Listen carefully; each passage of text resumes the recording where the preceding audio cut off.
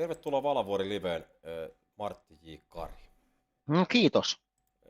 Iso kunnia saada sut tänne.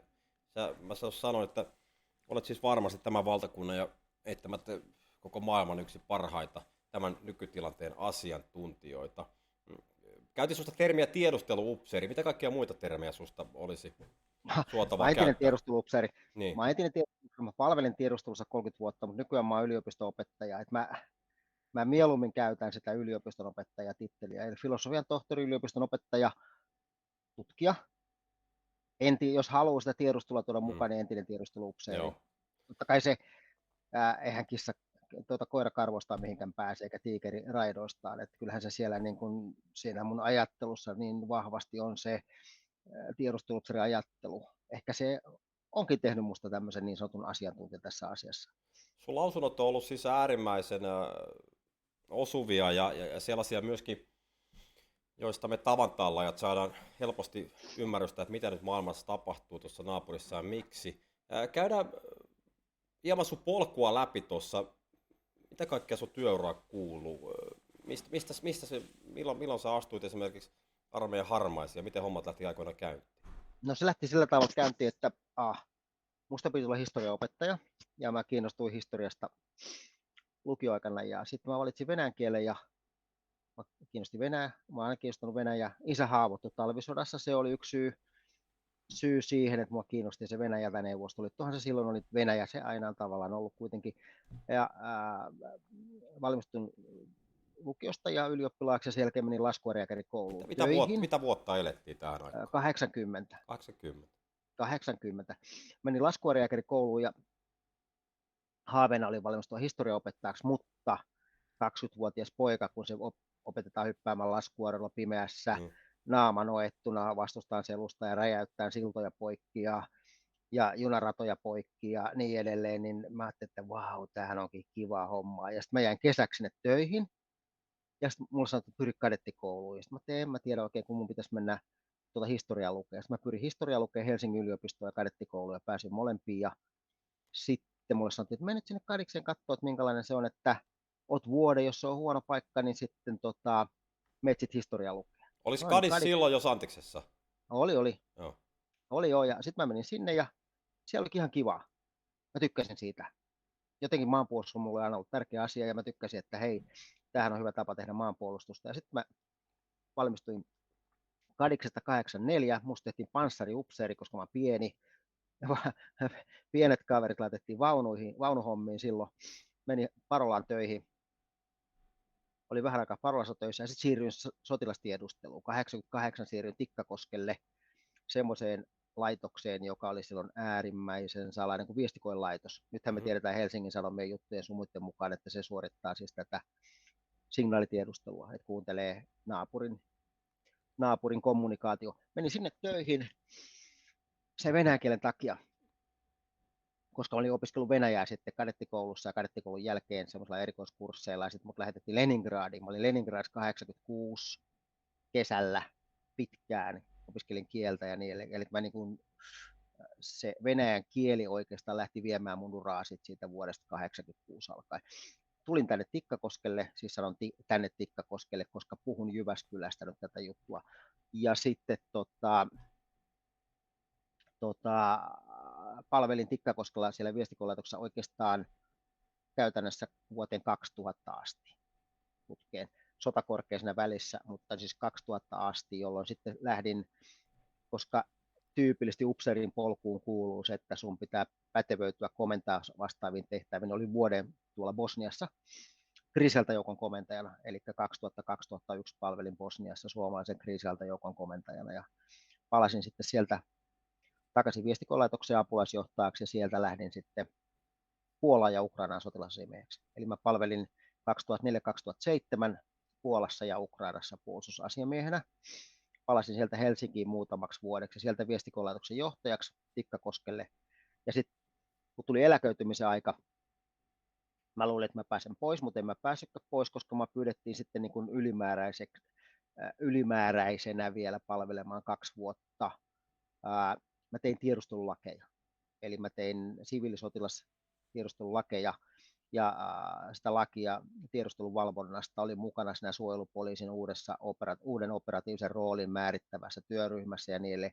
Eli 2 vuotta mä niin kun tein pelkästään tiedustelulakeja ja siihen liittyviä juttuja, ja sitten mä siirryin yliopistolle töihin, eli 2017 lopussa musta tuli yliopiston opettaja, ja nyt mä opetan yliopistolla. Meillä on semmoinen upea maisteriohjelma, jonka nimi on turvallisuus- ja strateginen analyysi maisteriohjelma, joka perustettiin 2018 alkaen, ja mä opetan siinä maisteriohjelmassa niin tiedusteluanalyysiä. Eli mä opetan toisen vuoden maisteriopiskelijoille tiedusteluanalyysiä.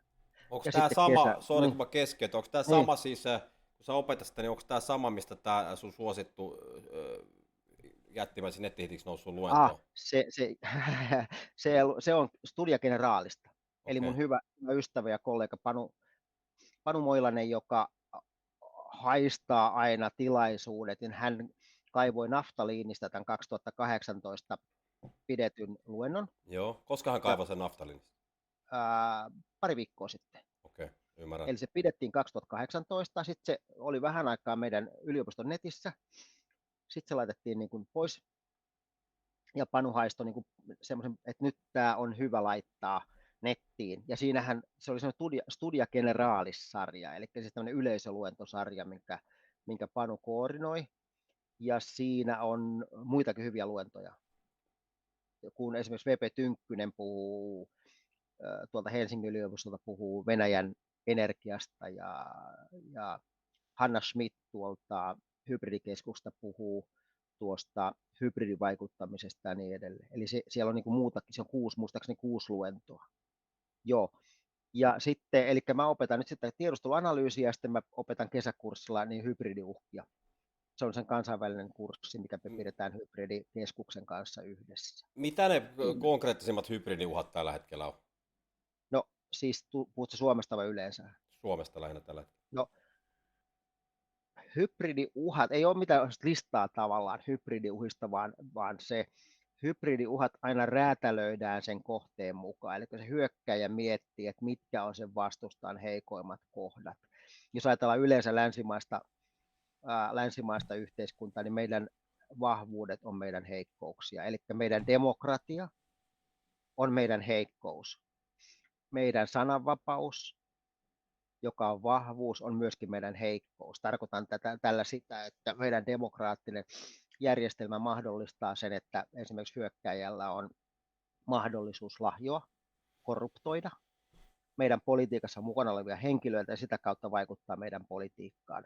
Ja esimerkiksi, jos ajatellaan taas sitten sananvapautta, niin vastustajalla hyökkääjällä on oiva tilaisuus vaikuttaa meidän niin kuin mediaan informaatio-operaatioilla, lahjomalla mediaa ja syöttämällä meidän keskusteluun sellaisia informaatiosodankäynnin sanoja, joita me ruvetaan toistamaan sitten ymmärtämättä, että mitä ne itse asiassa tarkoittaa, koska sanolla luodaan todellisuutta, niin meidät saadaan luomaan todellisuutta käyttämällä semmoisia sanoja, mitä vastustaja haluaa ja niin edelleen. Eli tavallaan se hybridiuhka räätälöidään aina sen kohteen mukaan. Ymmärrän. Onko tällä hetkellä siis, jos katsotaan vaikka suomalaista kansanluonnetta tai piirrettä, niin avoimuus ja rehellisyys ja tällainen, niin onko se tällä hetkellä meille siis jonkunnäköinen uhka? Pitäisikö meidän olla enemmän meidän asioista tällä hetkellä turpa kiinni? Meidän rehellisyys on toisaalta meidän vahvuus. Se tavallaan semmoinen suomalainen juttu, että kun joku sovitaan, niin se pidetään, niin se on meidän vahvuus. Ja sitten totta kai niin se, että meillä saa olla mediassa erilaisia mielipiteitä, sekin on meidän vahvuus. Mutta siinä on se haaste, että se hyökkääjä osaa käyttää niitä tavallaan eri lailla ajattelevia ihmisiä hyväkseen ja pyrkii polarisoimaan meidän yhteiskuntaa. Siis polarisoimaan meidän yhteiskuntaa.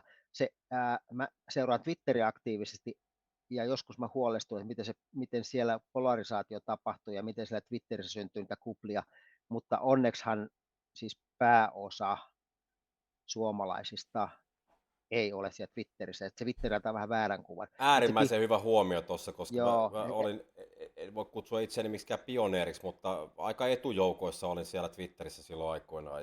joo, Ja se oli aika mukava alusta, lempeä alusta silloin aikoinaan. joo, Ja siellä oli hymy huulissa. Nykyäänhän siitä on tullut melkoinen siis roskalaatikko, mutta silti mm, mä en ole mihinkään pois lähdö. Se on ainakin mulle se on äärimmäisen tärkeä väline monellakin tapaa saada tuoretta informaatiota, joo, mutta siitä on tullut vähän semmoinen pahan olon poisyskimislaitos, jossa sitten hyökkäillään ihmisten kimppuun. Toki nyt mä oon ehkä nähnyt niin todella tervetulleitakin yhdistymisiä, vaikka me suomalaiset normiaikana, niin ajatellaan asioista hyvinkin eri tavalla, niin kuin pitää, ja käydään ihan fiksuakin debattia siellä eri puolueiden välillä, ja ajatellaan asioista eri tavalla. Nyt siellä on jopa kaukaakin vähän lähennytty, joka on ehkä hyvä merkki. joo. Mähän menin Twitteriin aikoinaan, mun poika pelasi ammatiksen jalkapalloa, Muistan hyvin. Tommi. Ja mä menin lähinnä Twitteriin sen takia, että mä voisin seurata, kun siellä on tämä Harjun pojat, ne twiittas näitä Joo, muistan, vieraspelejä, kyllä. Joo, muistan hyvin. niin mä menin sen takia sen Twitteriin, ja sitten mun se entinen pomo Orao Harri sanoi, että Twitter on hyvä laite, että mene sinne ja niin kuin lähinnä niin kuin seuraat, mitä maailmalla tapahtuu. Mä menin sinne, niin. ja sitten mä menin sinne, ja mä olin vähän aikaa ollut, sitten mä jouduin mutapainiin, kun mä tein tiedostolakeja, niin tiedostolakien vastustajien kanssa. Mä kävin 2 vuotta raakaa mutapainia siellä Twitterissä, ja nyt sitten en enää juurikaan jaksa lähteä mutapainiin, että mä lähinnä seuraan, nyt mä seuraan Ukrainan sotaa, katson venäläisiä lähteitä, ukrainaisia lähteitä, eli pyrin sinne primäärilähteisiin, ja totta kai mä seuraan muutakin sieltä, ja sitten vähän, nyt tämä NATO-keskustelu on tietysti semmoinen, että mikä minua kiinnostaa seurata sieltä. Oikeastaan tämä, kun sanoit sanan NATO, mä itse kun tässä iän myötä on ehkä tullut ymmärrys siitä omasta hyvin kapeasta osaamisalueesta, jossa kannattaa pysytellä, ja mä oon yrittänyt niin kuin, ottaa mahdollisimman vähän kantaa asioihin, mistä mä en tiedä, ja ainakin kysyä. Kyllä tietenkin joihinkin asioihin kantaa, mutta en mä niin kuin, edes NATO-kantaa niin ole tuolla huudellut, koska mä en koe, että mulla on tarpeeksi sitä ymmärrystä. Mä seuraan sitä keskustelua tietenkin erittäin, siis tosi kiinnostuneena se koskettaa meitä. Niin miten sä näet tällä hetkellä siis sen yleisen huudon, mitä tuolla tapahtuu, että jaetaan kansalaisaloitteita ja vaaditaan jatkuvaa jotain informaatiota siitä, että onko se NATO-anomus sisällä vai ei? No mun mielestä meidän presidentti sanoi aika hyvin, että nyt pitää olla aika rauhallinen. Siis nykyinen presidentti, arvostan häntä suuresti, ja sitten myös Mauno Koivistoa. Samoin. Mauno Koivistohan sanoi aikoinaan, että jos ei tiedä, miten joku päättyy, niin voidaan lähteä siitä olettamuksesta, että se tulee päättymään hyvin. Niin tässä on, niin kun yhdistyy nämä kaksi viisasta sanontaa, eli voidaan odottaa, että tämä homma päättyy hyvin, ja sitten niin se sanoo, että otetaan niin kuin rauhassa tämä homma. Niin mun mielestä se huutelu, mitä siellä tapahtuu, etenkään kun siihen loppujen lopuksi sillä huutelulla ei sitä saada aikaa, vaan mun mielestä pitäisi mennä ihan niin kuin faktaperusteisesti. Nyt meillä pitäisi ihan selvästi niin kuin ihmisille kertoa, että mitä se NATO tarkoittaa, ja sitten meiltä pitäisi löytyä rohkeat poliitikot, joka faktaperusteisesti tekisi sen päätöksen, että mitä meidän tulee tehdä. Joo, meillä oli siinä välissä oli myös mun papereissa semmoisia presidenttejä, mistä mä muistan oikeastaan ensimmäistä kertaa kunnolla, kun kävin jo silloin sitten, oliko lukiossa, Martti Ahtisaari, joka on tällä hetkellä, niin siis tietenkin ymmärrettävistä syistä vähän pois jo pelikentiltä, mutta sillä tavalla säälittää. Tässä kohtaa näkisin ainakin itse, että Ahtisaarestakin voisi olla paljonkin käyttöä. Joo, mutta niin kuin sanoin, read between the lines, 2 presidenttiä, jota arvostan, on nykyinen ja Koivisto. Kyllä, mä olen oppinut lukemaan näistä rivien välistä hyvin, ja mun mielestä on mahtavaa, että tämä tiedon saaminen on tehty meille kansalaisen niin helpoksi. Ja jollain tapaa se helpottaa meidän suhtautumista aamulla herätessä illan mennessä nukkumaan, kun meillä on sun kaltaisia ja muutamia muita asiantuntijoita, vaikka Mika Aaltola televisiossa, jolla on varmaan kannettu sinne jo sänky sinne Ylen studioon, koska hän antaa niitä analyysejä siellä. Miten sä näet itse tällä hetkellä? Oletko sä ottanut kantaa siis NATO-asiaan? Joo, olen, koska mun oma NATO-polkuhan on sellainen, että mä oon YA-ajan kadettikoulun kasvatti. Me luettiin YA-sopimusta ulkoa, jos Saksa tai joku sen liittolainen hyökkää Suomeen tai Suomen kautta Neuvostoliittoon on Suomen velvoitettuna Joo. itsenäisen valtiona puolustautumaan yhdessä Neuvostoliiton kanssa ja niistä konsultaatiot käydään erikseen, että puolustaudutaanko yhdessä vai erikseen. Eli siis YA-sopimus paukutettiin meille päähän ihan ja sitten luettiin Urho Kekkosen vastavirta ja niin edelleen. Eli siis mulle opetettiin kadettikoulussa, että puolueettomuus ja hyvät suhteet Neuvostoliittoon on kaiken perusta. Mm-hmm. Sen jälkeen sitten kun suomalainen strateginen kulttuuri muuttui, eli meistä tuli YA-Suomesta tuli tämmöinen EU-Suomi, ei enää puolueeton, vaan liittoutumaton. Ja mä olin vuoden siellä Bosniassa töissä. Mä olin amerikkalaisessa jalkaväkidivisioonassa ainoa ei-amerikkalainen osastopäällikkö, mikä oli taas semmoinen ihme juttu, että miten mä olin siellä, mutta niin mä vaan olin. Mikä vuosi tämä oli siis, anteeksi? 2000-2001. Joo. Eli se oli ennen sitä Bosniaa. Ei kun Bosniassa olin siis siellä jalkaväkidivisioonassa. Aivan, joo.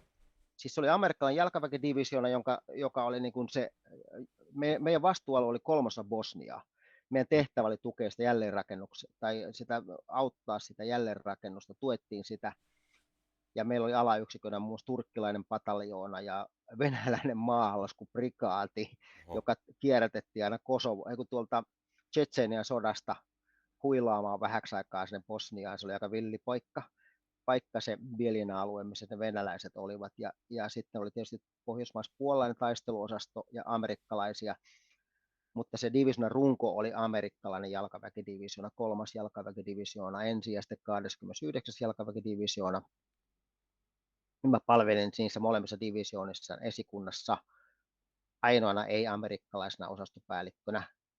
Me norjalaista perittiin se posti silloin aikoinaan. Ja silloin mä näin, että mitä se NATO tekee, että kun mä olin YYA-ajan kadetti, jolla oli kerrottu, että NATO on aggressiivinen sotilasliitto, ja sitten kun mä näin, että miten me tuettiin sitä paluumuuttoa ja miten me tuettiin sitä jälleenrakennusta ja miten NATO vakautti sitä aluetta niin, että ne ihmiset uskalsivat palata kotiinsa, niin mä ajattelin, että se tarina, mitä minullekin Natosta oli kerrottu aikoinaan, niin se ei voi pitää paikkansa. Tai sitten NATO on muuttunut. Tai sitten molemmat. Jolloin musta tuli ikään kuin tällainen piilo natolainen. Koska mä olin virassa, niin enhän mä voinut tietenkään hirveästi kannattaa NATOa ja toisaalta sitten taas työpaikalla, puolustusvoimat on siinä mielessä hyvä työpaikka, että työpaikalla ei puhuta politiikkaa. Ja NATO-kysymys on varmaankin politiikkaa, jolloin NATOstakaan ei juurikaan työpaikalla puhuta. Siellä puhutaan työasioista. Mikä sun arvio, Martti Kari, oli silloin, kun sulle tämä NATO-kanta alkoi muuttua? Niin mikä sun arvio oli silloin, että jos Suomen kansa tai oltaisiin tehty päätöksiä, niin mitkä ne prosenttijakaumat, jos ne tällä hetkellä on jo vahvasti NATO-myönteiset, muistaakseni? Ne oli silloin varmaan, kun 20% oli puolesta. Niin just. Ja 40 tai 50% oli vastaan ja sitten loppu ei suuri, joo. No sitten kun mä siirryin reserviin 18 alussa, ja mä uskasin puhua, tai mulla oli oikeus puhua politiikkaakin, koska mä en enää ollut puolustusvoimien palveluksessa, niin sen jälkeen mä oon kyllä kertonut NATO-kantani, että meidän tulee liittyä NATOon. Tässä alkaa olla itsekin aika helppo muodostaa kantaa, kun kuuntelee itseään viisaampia. Tuleeko katsoja kysy tuolla, täällä on nuorempaakin porukkaa paljon ja kaikkia historiakirjoja aina oli luettu, niin siellä kysyttiin, että mikä on YYA. Silittäkää tyhmälle, niin siis se on sopimus keskenäistä ystävyydestä ja yhteistoiminnasta. Ja avunanto, joo. Niin, ja oliko ystävyys, yhteistyö ja avunantosopimus. Se sovittiin näiden Neuvostoliiton ja Varsovan liiton maiden kanssa, johon sitten Suomikin kuuluu, oliko vuonna 1948. Joo, se oli tämmöinen siis Neuvostoliiton ja Suomen välinen sotilassopimus, jossa Suomi sitoutui puolustamaan omaa aluettaan yksin tai yhdessä Neuvostoliiton kanssa. Just näin. Ja ymmärrettävistä syistä niin se oli kantava opetusteema sitten vähän joka puolella. 2080 oli Martti J. Kari sun arvio, joka varmasti on aika lähellä totuutta 2000-luvun alussa Natosta, ja nyt se on kääntynyt. Ei kun 20, 40 ja 40 pinnaa ei varmaan tiennyt, Okei. koska meillä ei niin kuin, se Natosta niin kuin positiivisen tarinoiden kertominen niin aika usein on jäänyt ainakin osalla mediasta niin tekemättä. Tuo oli merkittävä korjaus ja huomio tuohon eli 20, 40, 40. Tällä hetkellä ne prosentit taisi olla 53, Nato sanoi kyllä. Oliko niin, että 19 sanoi Taitaa olla, joo. Joo, että ei osaa sanoa ja siihen jää sitten 28 taitaa jäädä ei. Joo. Eli lähdetään, että jos siitä ei osaa sanoa kannasta, tämä oli siis Ylen tutkimus muistaakseni, ei osaa sanoa kannasta, menisi samalla prosentilla suurin piirtein, kun menee kyllä ja ei jäädä tällä hetkellä, niin noin 2/3 suomalaisista olisi Naton kannalla tällä hetkellä. Joo, ei se varmaan, niin, se todennäköisesti ei jakaudu, koska mä uskon, että tämä menee niin, että tämä on jakautunut, tämä on niin kuin puoluesidonnainen tämä vastustus, ja sitten nämä, jotka eivät tiedä, niin hehän vastustaisivat, jos heidän vastustus tulisi sieltä puoluesidonnaisuuden kautta. Eli he eivät varmaan ihan oikeasti tiedä, että heillä ei ole tarpeeksi faktaa muodostaa omaa kantaansa. Ja nyt kun ruvetaan tätä NATO-keskustelua tämän kevään aikana käymään, niin ihmiset itse asiassa ymmärtää, että mikä se NATO on. Mä kerron esimerkin. Mä käyn verkoilla mun kaverin Väiskin kanssa. Väiskin kanssa. Niin. Joo. Toivottavasti Väiski katselee tätä. Väiskin kanssa käydään verkoilla, ja Väiski on kova vetään punttia. Ja Väiski sanoi, että kävin punttisalilla, ja kaveri sanoi, että no on se kamala, jos me liitytään NATOon, niin meidän pitää antaa NATOlle 2% meidän PKT:stä. Sanoppa uudestaan. Joo, että jos me liitytään NATOon, niin meidän pitää antaa 2% meidän PKT:stä NATO. Mä menisin ihan ojaan. Mä sanoin, mitä tämä juttu? Mä sanoin, ei. Kuuntele. Sanoin niille kavereille siellä punttisalilla, että NATO edellyttää, että NATO-jäsenmaa sijoittaa oman maansa puolustukseen 2% PKT:stä. Niin mä sanoin, että no ihan kuulostaa ihan järkevältä, niinhän se pitäisi sijoittaa. Ja mä sanoin niille kaverit, että me ei lähetetä NATOon mitään 2%, jos meistä tulee NATO-jäsen, vaan me laitetaan se omaan puolustukseen, Hornetteihin, noihin F-35 eli Lightningeihin ja niin edelleen, tämmöisiä. Mutta siis kun ihmisillä on tämmöisiä hirveitä, niin kun ne perustaa mielipiteensä ei faktaa, vaan huhuihin. Se on tuskallista keskustelua. Se on todella tuskallista ja sitten on myöskin äärimmäisen tuskallista. Tässä on, miten mä nyt kauniisti sanoisin, tässä viimeisen 2,5 vuoden aikana, silloin kun korona alkoi, niin ihmisillä on ollut ennennäkemätön määrä vapaa-aikaa, halusivat tai ei, niin moni on tehnyt kaikenlaisia sitten omia tutkimuksia, ja että sitten kun tässä keskustelee ihmisten kanssa päivittäin minäkin paljon, niin huomaa, että ne perusteet, siis historia ja yleissivistys, on itse asiassa yllättävänkin heikoilla kantimilla. Mä olen siitä jopa hieman huolestunut. Joo, mä en tiedä. No mulla on onni, että mun omat lapset on kaikki aika tai enemmän kuin aika fiksuja. Se ei taas iso yllätys. Niiden kaverit on taas fiksuja.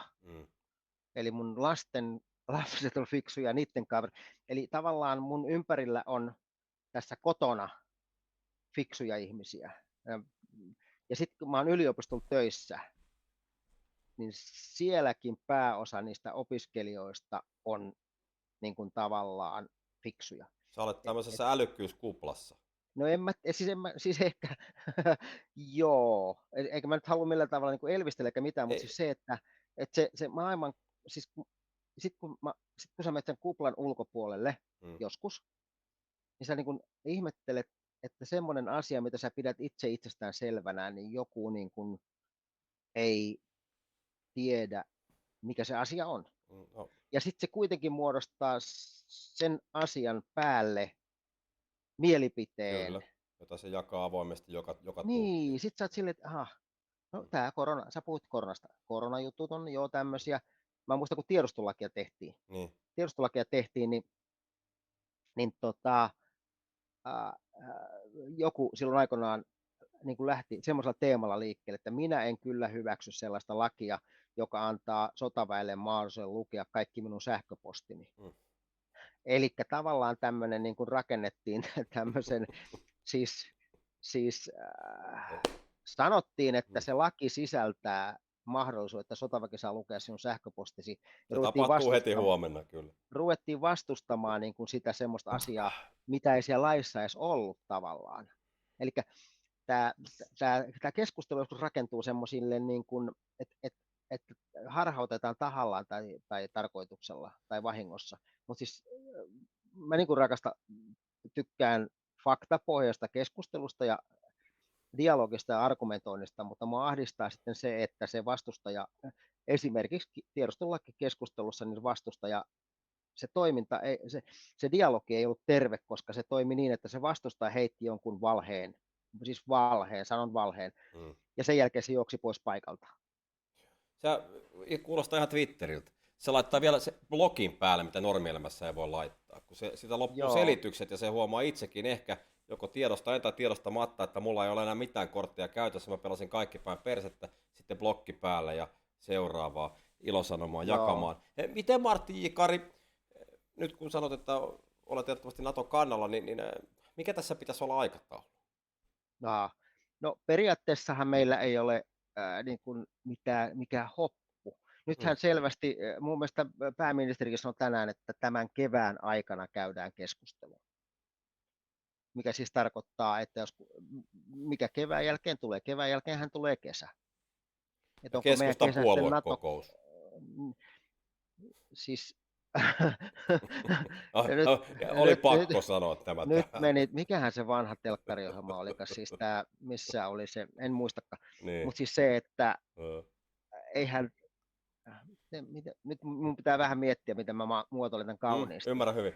Se, että lähdetään pelaamaan aikaa vetoamalla johonkin päätöksenteon prosesseihin, koska joko ei haluta paljastaa kortteja tai halutaan ensin katsoa, mitä muut tekee, niin se antaa äärimmäisen huonon kuvan sitä puolueen prosesseista. Koska silloin, kun pitää päättää, niin silloin pitää päättää. Et sä voi mennä minkään puoluekokousprosessien taakse ja niin edelleen. Ja tämä on mun arvaus.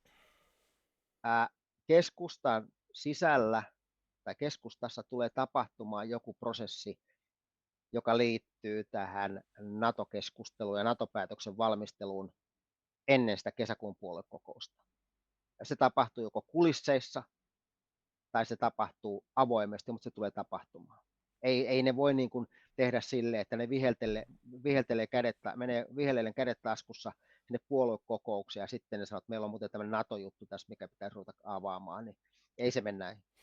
Mikä Martti J. Kari, sun arvio tällä hetkellä, puhuttiin äsken prosenteista, niin kun presidentti Sauli Niinistö, joka nyt tällä hetkellä luoja kiitos johtaa tätä maata erittäinkin hyvin, niin mikä sun arvio on prosenteista siitä tiedosta, mikä presidentti Niinistöllä on, ja niistä toimenpiteistä versus kuinka paljon hän puhuu julkisuuteen, niin kuinka paljon prosenteissa hän tällä hetkellä voi julkisuuteen kertoa, mitä tehdään tai mitä on tekeillä? Mun mielestä hän kertoo julkisuuteen just sen verran, kun hänen pitää tehdä. Hän pitää meidät rauhallisena, ja hän selvästi niin kuin antaa ymmärtää, että mitään ovea ei ole suljettu, päinvastoin. Siis Niinistöhän puhuu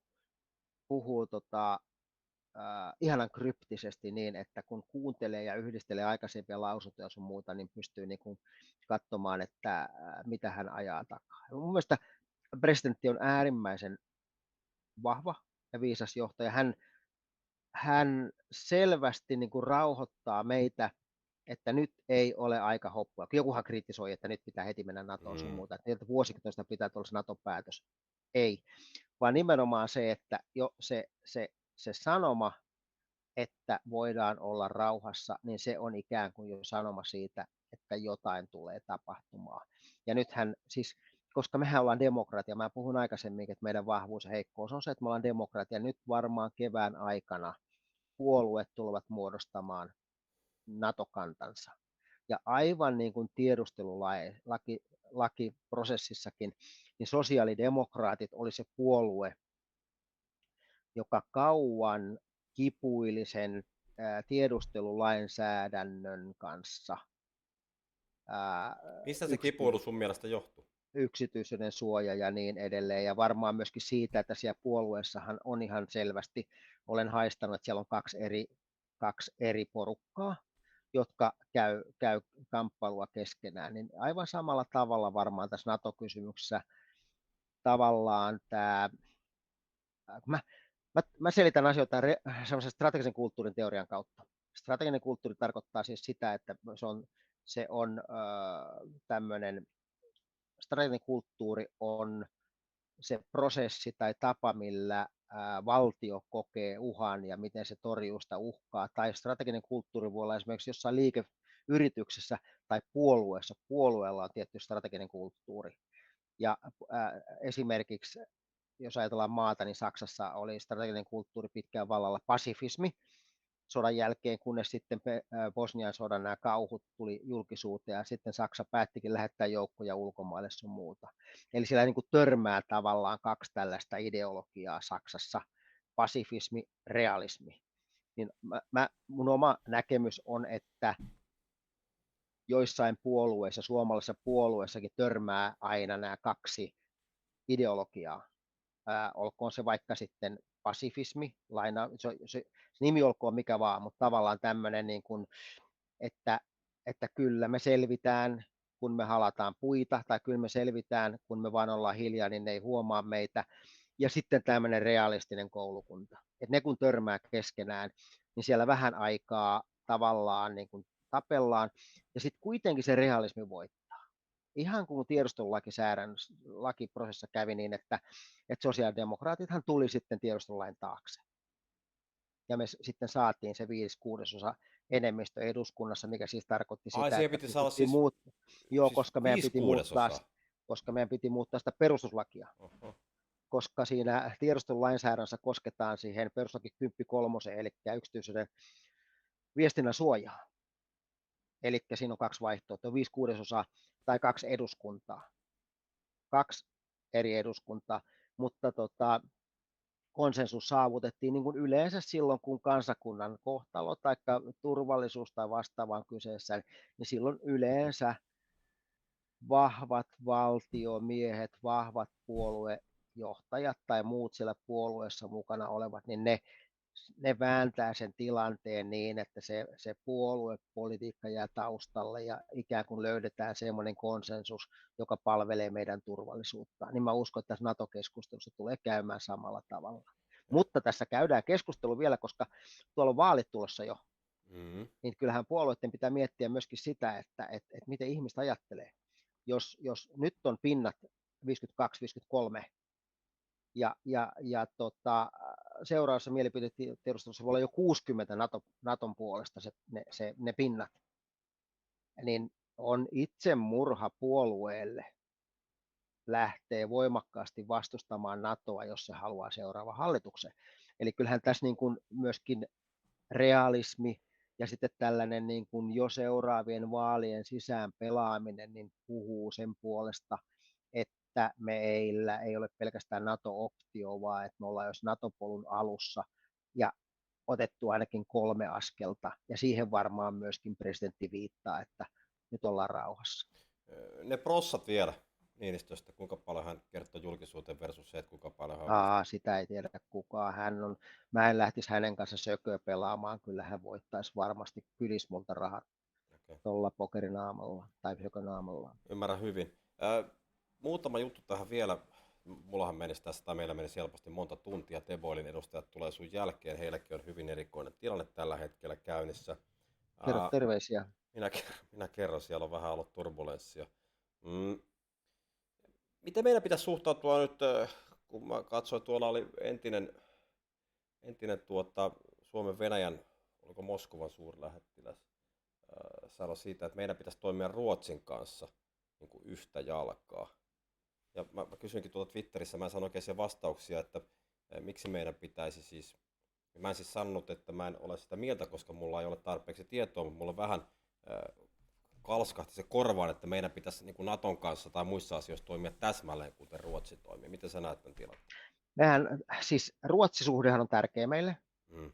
Siis meillähän on kaksi, jos ajatellaan meidän turvallisuuspolitiikan niitä pilareita, niin yksi pilari on kahdenväliset suhteet, ja siellä nimenomaan on kaksi tärkeintä maata, on Yhdysvallat ja Ruotsi. Yhdysvallat-suhde meillä on kunnossa, Ruotsi-suhde meillä on erinomaisessa kunnossa. Me aloitettiin se sotilaallinen yhteistyö silloin jo heti kun venäläiset otti Krimin, niin silloin sitä yhteistyötä ruvettiin tiivistämään, koska kumpikin maa siinä vaiheessa todennäköisesti arvioi, että sen NATOon meneminen siinä vaiheessa ei välttämättä vielä olisi ajankohtainen, jolloin päätettiin, että ruvetaan niin kuin yhdessä tekemään tätä puolustusta vahvemmaksi, mikä oli hyvä ratkaisu. Ruotsilla on vahva Yhdysvallat, tai oli silloin jo samanlainen Yhdysvallat-suhde kuin meillä on nyt. Eli me ollaan saavutettu samanlainen Yhdysvallat-suhde kuin Ruotsilla on nyt, tai Ruotsilla oli jo silloin 2014 tai 2015. Ja sitten esimerkiksi Ruotsi, jos ajatellaan Ruotsin asevoimia, niin niiden maavoimathan on aika huonossa tolassa, koska ne lähti silloin 2001 siihen terrorismin vastaiseen sotaan ja ajoi sitä asevoimiaan alas. Ilma-ase niillä on hyvä. Meillä on hyvä ilma-ase, mutta 64 hävittäjää ja 63 hävittäjää, niin se ei välttämättä ole se optimi, jolloin se yhteistyö Ruotsin kanssa lisää meidän ilmavoimien tai yleensä ilmapuolustuksen iskukykyä, kyllä.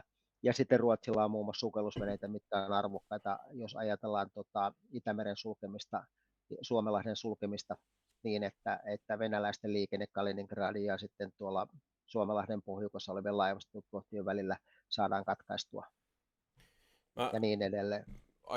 Plus sitten niin. yksi asia vielä on nämä huoltolinjat, eli siis 90% meidän ulkomaan kaupasta tulee Itämeren kautta, ja aivan varma, jos koko kriisi syntyy, niin Itämeri menee aika tavalla jumiin, niin Ruotsi on se, minkä kautta meidän logistiikka varmaan pelaa sitten. Tuolla joku sanoi, että nyt nasahti auki, niin nasahti Coca-Cola. Mä olen ottanut kokista salaista urheilujuomaa tässä hiihdon aikana jonkun verran, mä saan siitä energioita. En ole tänään menossa enää hiihtämään. Tuohon Ruotsiin vielä sen verran, mä tavallaan ymmärrän itse sen, niin vähän kuin tästä asiasta ymmärrän sen, että jos Ruotsi ilmoittaisi menevänsä NATOon, niin mä ymmärrän hyvin, että meidän olisi vähän pakotettukin mennä perässä sinne. Mutta sitä mä en ole ymmärtänyt tai oivaltanut jostain syystä, että jos Ruotsi ei mene, niin että se antaisi meille olla syy menemättä. Joo, mun mielestä nyt ei kannata, meidän tätä NATO-kysymystä ei kannata kytkeä Ruotsiin, koska Ruotsilta puuttuu se 1300 kilometrin rajaa Venäjän kanssa. Koska jos Suomi menee NATOon ja NATO-maahan ei ole koskaan hyökätty ja Ruotsia ympäröi NATO-maat, niin siitähän voi tehdä sen johtopäätöksen, että Ruotsi menettelee jälleen niin kuin toisen maailmansodan aikana, että se pysyttelee sivussa kaikista konflikteista ja antaa muiden veren tarvittaessa virrata. Se ei ole kovin herrasmiesmäisen kuulosta. No, se on viisastahan se on. Jos mä olisin jos noin pystyy tekemään. Jos mä olisin ruotsalainen, niin mähän tekisin juuri noin. On ne ovelia. Tähän loppuun, Martti Jekari, jos saisi sulta semmoisen lyhyen oppimäärän, tuossa noin 5 minuutin päästä Tepon edustajat sisään, niin miksi tähän tilanteeseen ollaan tultu, missä ollaan nyt? Ja missä ollaan nyt tarkalleen, ja miten tästä voidaan päästä ulos? Missä tilanteessa me ollaan tarkoitettu Ukrainan sotaa. Niin. Eli Venäjä hyökkäsi Ukrainaan, koska se ei saanut sitä Minskin kakkossopimusta auki. Siis Ukraina on äärimmäisen tärkeä alue Venäjälle poliittisesti, sotilaallisesti, taloudellisesti ja emotionaalisesti, henkisesti. Ja venäläinen ajattelu, taas strateginen kulttuuri menee niin, että joku sinne aina hyökkää. Venäjä on piirretty linnake, joku aina hyökkää sinne. Mongolit, Napoleon, natsit ja niin edelleen hyökkää. Natsit sanoo sen takia, että venäläiset käyttävät sitä sanaa nyt tällä hetkellä. Ja Neuvostoliiton aikana niin se puolustus oli järjestetty niin, että että sen puolustuksen ulomman kehän muodosti Varsovan liiton maat ja toisen kehän muodosti sitten nämä neuvostotasavallat, eli Baltian tasavallat ja sitten Valko-Venäjä ja Ukraina. Koska jos katsotaan karttaa, niin kun lähdetään Ukrainan ja Valko-Venäjän länsirajoilta, niin aina Uralille asti, siinä on sellainen Keski-Venäjän tasanko, joka on nimensä mukaan tasanko. Siellä ei ole mitään luonnollisia esteitä, vuoria, isoja joki, no muutama joki siellä on, mutta järviä, meriä, eli tämmöisiä helposti puolustettavia maastonkohtia, vaan sitä on helppo hyökätä hevosilla, panssarivaunulla, millä milloinkin siellä on hyökätty. Niin Venäjällä on äärimmäisen tärkeää se, että sillä on jonkinnäköinen suojavyöhyke, eli se tarvitsee sen suojavyöhykkeen, koska sen siinä kansallisessa tarinassa on se paha joku, joka sinne aina hyökkää. Ja tällä kertaa se on sitten heidän tarinassaan se NATO. Ja nyt jos se Ukraina liittyy NATOon tai Euroopan unioniin, niin ikään kuin se tulee äiti Venäjän rajoille. Siis slaavilainen kansa siirtyy tavallaan leiristä toiseen. Miten sä näet tällä hetkellä tilanteen? Nyt onko järjestyksessä 3. tulitauko käynnissä? Kuinka nopeasti sä näet, että tästä tilanteesta voidaan päästä ulos? Ja jos ei päästä, niin mitä muuta voi tapahtua? Mä en usko noihin tulitaukoihin. Ne on hyviä siinä mielessä, että voidaan esimerkiksi sitä humanitaarista tuskaa vähän lievittää, evakuoida ihmisiä ja toimittaa apua piiritettyihin kaupunkeihin, mutta ne ei ole mikään ratkaisu ennen kuin sitten tulitauko johtaa siihen aselepoon. Tällä hetkellä tilanne on siis se, että Venäjä hyökkäsi ikään kuin väärien tiedustelutietojen tai väärän analyysin perusteella, ja Ukraina on taistellut sitkeästi ja urheasti. Ne on pysäyttänyt, Ukraina käy nyt Ukrainan talvisotaa tällä hetkellä, ne on pysäyttänyt sen venäläisten hyökkäyksen, ja venäläiset on vähän niin kuin hädissäänkin nyt, että miten tästä mennään eteenpäin. Ne miettii maavoimat, niiden maavoimat on lähes täysin sidottu taisteluun, ilmavoimat eivät. Siellä nyt tällä hetkellä ehkä jatkossa tullaan käymään taistelua ilman herruudesta. Se, kuka hallitsee Ukrainan ilmatilaa, se tulee varmaan voittamaan tuon sodan, jos tuolla sodassa voittajia on. Yksi vaihtoehto on se, että tilanne Ukraina taistelee niin sitkeästi, että Venäjä hyväksyy sellaiset aselepoehdot, jotka eivät ole ehdottoman antautumista, koska Venäjähän puhuu, että se vaatii ehdotonta antautumista. Ja jos Ukraina pystyy taistelemaan yhtä urheasti kuin se on nyt taistellut, niin se Venäjä joutuu hyväksymään sen, että se ei voi vaatia ehdotonta antautumista, vaan Ukraina pääsee myöskin neuvottelemaan niitä aselepoehtoja. Tai sitten tapahtuu ihan jotain muuta. Ehkä joku Kremlissä kun kypsähtää tähän, nyt tämä peli saa riittää ja viheltää pelin poikki. En tiedä. Tämä onkin mielenkiintoinen hyvä kysymys.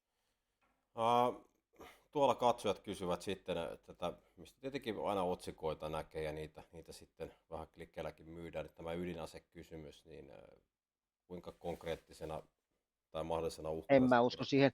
Siis mä kuuntelen Putinia tarkkaan, hän sanoi, että Venäjä vastaa ennennäkemättömällä tavalla. Ja sitten toinen lause oli se, että Venäjä vastaa ennennäkemättömällä tavalla, jolla on katastrofaaliset seuraukset. Mä rupesin miettimään ydinasetta. No heidän doktriinihan ei mahdollista ydinaseen käyttöä tämmöisessä tilanteessa, koska Venäjän olemassaolo ei ole sotilaallisesti uhattuna tässä Kerrotko vielä meille, mikä tämä doktriini tarkalleen on?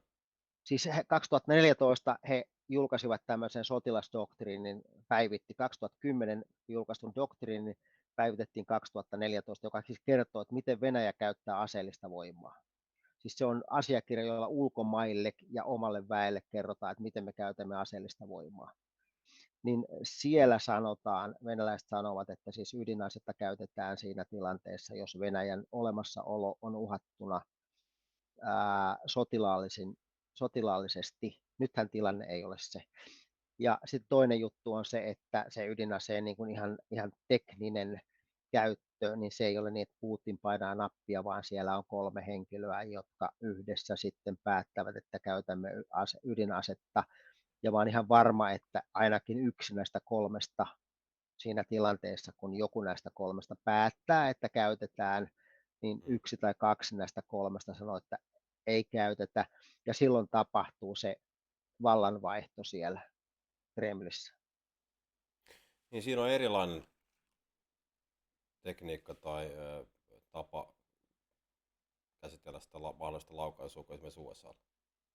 Joo, siis Venäjällä on sellainen tapa, että presidentti, sitten puolustusministeri ja sitten asevoimien komentokeskus, eli käytännössä siis yleisjohtokunnan päällikkö, joka vastaa meillä niin puolustusvoimien komentaja tai asevoimien komentajaa, niin he yhdessä laukaisevat ne aseet tai antavat sen laukaisukäskyn. Tämä oli hyvä ja huojentavakin vastaus. Martti ja Kari, kiitoksia tosi paljon, että sulla oli aikaa. Tämä oli suuri kunnia saada tämmöinen lyhyt oppitunti. Tämä ainakin itselleni oli taas iso opetus ja myöskin rauhoittava. Mä uskon, että se oli sitten myöskin katsojille, koska mitä enemmän me saadaan tietoa ja niin kuin faktapohjasta, jota tässä painotit, niin sitä järkevämpinä me voidaan pysyä. Ei tarvitse hosua tuolla Twitterissä tai kansalaisaloitteissa. Joo, hyvä. Oli kiva olla, hei, tämä oli hauska Oliko kokemus. kiva? Joo. Tämä oli kiva. Moni vieras on sanonut, että tämä on mukava, kun saa tulla sieltä, missä on mukavaa. Ei tarvitse matkustella TV-studioihin, vaan Just näin. saa olla oman mukavuusalueen lähistöllä. Tuolla joku lähetti sulle terveisiä, kun mä katson, mikä se oli. Täällä tuli, mä katson, KP Ranta lähettää Martille terveiset Okei, kiitos. No niin. Näin. Hei, kiitos Hyvä. Martti todella paljon ja kaikkea hyvää sulle ja sanot Tommille ja paljon terveisiä. Kiva, kiitos. No niin. Ollaan yhteydessä. Kiitos. Kiitos oikein Moi. paljon.